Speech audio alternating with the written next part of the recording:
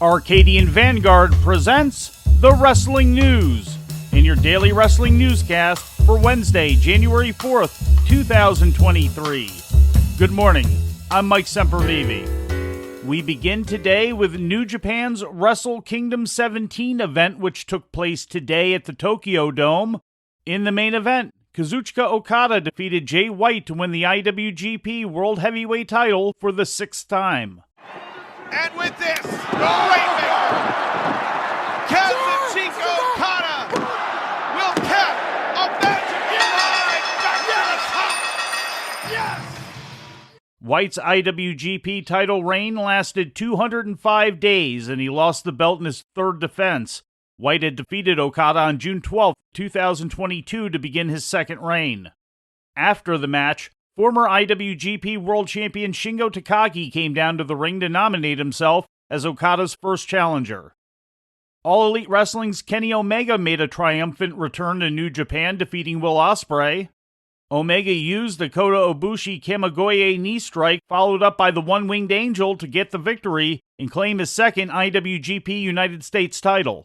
He might have something else, Kevin. He might have another idea in mind as Ospreay spits defiantly, and the Kamigoye! Oh, that's it. Kamigoye! Get him up! Get him up!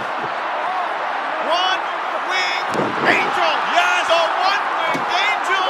Kenny Omega! Back! Omega, who was the company's first U.S. champion in 2017, wrestled his first match for New Japan since losing the IWGP Heavyweight title to Hiroshi Tanahashi on January 4th, 2019. IWGP World Women's Champion Kairi made her first defense of the title, pinning Tam Nakano after an insane elbow. Following the match, the former Sasha Banks, now known professionally as Mercedes Moné, came down to the ring to cut a promo. So Kairi-san, enjoy your IWGP Women's Championship while you can. Because that Battle in the Valley in San Jose, I'm gonna leave you bankrupt, bitch. And you can bank on money. Moné challenged Kairi for Battle in the Valley on February 18th in San Jose before laying the champion out. Showtime!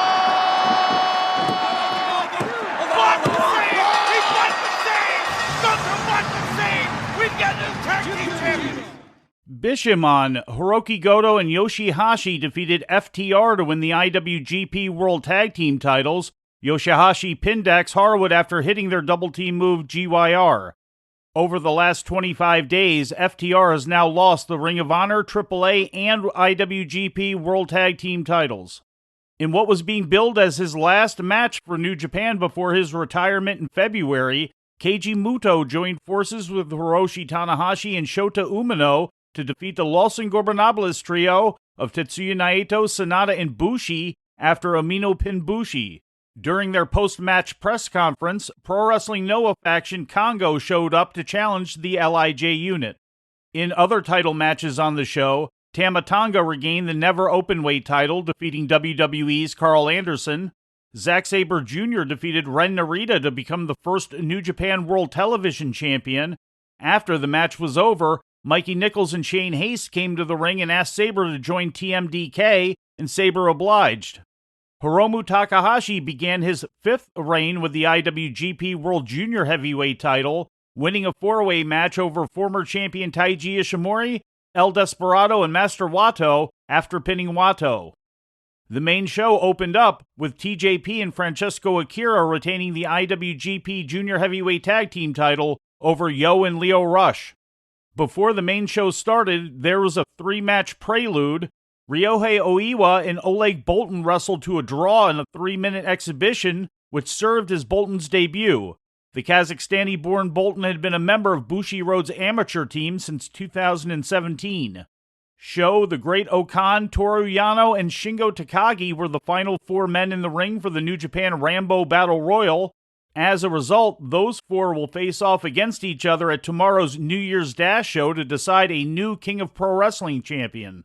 And in the Antonio Inoki Memorial match, Yuji Nagata, Satoshi Kojima, and Togi Makabe teamed up to defeat 69-year-old Tatsumi Fujinami, Minoru Suzuki, and Tiger Mask when Makabe pinned Tiger Mask. 77-year-old former referee Tiger Hattori came out of retirement to serve as the match's official. After it was over, Fujinami led the crowd in Inoki's Ichi Nisan Da catchphrase, and a video played to reveal a movie was being made on Inoki's life. Antonio Inoki, who founded New Japan Pro Wrestling in 1972, passed away on October 1st at the age of 79. Today's Wrestle Kingdom show spiritually ends the year of 2022, the company's 50-year golden anniversary. In ratings news, last week's SmackDown featuring the return of John Cena drew the highest total audience the show has had in 2 years and the highest key demographic rating in a year. An average of 2.629 million viewers tuned into Fox Friday night, an increase of 10.65% from the previous week's 2.376 million, according to Showbuzz Daily. The rating in the key 18 to 49-year-old demo was 0.64, which translates to 835,000 viewers and represents a 16.46% increase from the previous week's 0.55 key demo rating, according to WrestleNomics. The episode came in first place on network TV for the day in the key demographic for the 4th week in a row, and came in 5th for the day in overall viewership. This was the largest SmackDown TV audience since the Christmas Day 2020 episode, and the highest key demo rating since January 21st, 2022. It was the second most watched episode since before the COVID-19 pandemic lockdown that began in March of 2020. In overall viewership for 2022, SmackDown drew an average audience of 2.173 million per episode, up slightly from the 2.127 million average viewership of 2021. The average key demo rating for 2022 was 0.53, down 5.35% from 2021's average of 0.56. Friday's taped New Year's Smash episode of AEW Rampage drew 470,000 viewers to TNT. That's down nearly 17% from the previous week's 566,000, according to Showbuzz Daily. The rating in the key 18 to 49-year-old demographic was 0.12, representing 157,000 viewers, according to WrestleNomics. That's down 33.33% from the previous week's 0.18 key demo rating. The rating also put the show at the number 28 position on cable TV in the demo for the evening, a steep drop from the previous episode's number 5 position. The show's average viewership for Rampage in 2022 was 463,538 per episode, down more than 24% from the average audience of 2021. Average key demo rating in 2022 was also down, coming in at 0.16.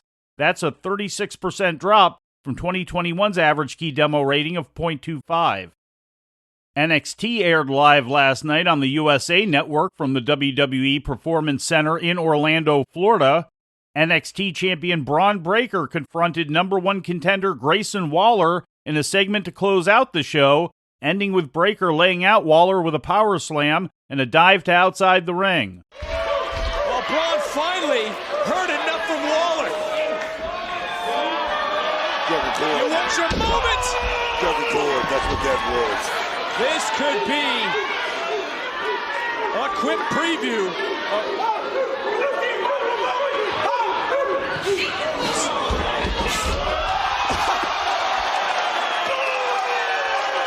Did you see that, boy? Yes, I did. Waller is scheduled to challenge Breaker for the title next week on the New Year's Evil edition of NXT. Earlier on the show, Kofi Kingston, current co-holder of the NXT Tag Team Championship with Xavier Woods, defeated Joe Gacy of the Schism in a one-on-one match. Tony D'Angelo issued a challenge to Donovan Dijak for a match next week at New Year's Evil after Dijak pinned D'Angelo's associate, Channing Stacks Lorenzo. Carmelo Hayes and his partner Trick Williams were both in action, with Hayes defeating Apollo Crews and Williams losing to Axiom. Hayes and Williams both attacked Axiom after Axiom's victory, but Crews made the save. In other results, Drew Gulak defeated Andre Chase via submission, Alba Fire beat Isla Dawn in an Extreme Resolution match, and Oro Mensah pinned Javier Bernal. It was also announced that Tiffany Stratton would be returning to TV next week at New Year's Evil. Stratton has been recovering from a head injury and has been out of the ring since August. In other NXT news, Booker T addressed his ongoing status as NXT announcer this week on his Hall of Fame podcast. NXT duties start tomorrow. My thing is that job was only supposed to be until the end of December. But like I say, what's that kid's name that used to work there? Wade Barrett? Yeah, Wade Barrett. He's gone and forgotten, as you can see. Booker has been calling the action on NXT alongside Vic Joseph since October when he first replaced Barrett, who was moved to SmackDown as a replacement for Pat McAfee. In NWA news, weekly episodes of NWA Power returned to the company's YouTube channel as of yesterday, as opposed to Fight TV, where the show had been carried since resuming production in March 2021 after a COVID-related hiatus. NWA programming on Fight had been offered as part of a monthly subscription package, but that package has been canceled effective immediately, according to an official company announcement. Fight will continue to offer NWA pay-per-view events individually. Power had previously aired on YouTube starting with its debut in October of 2019.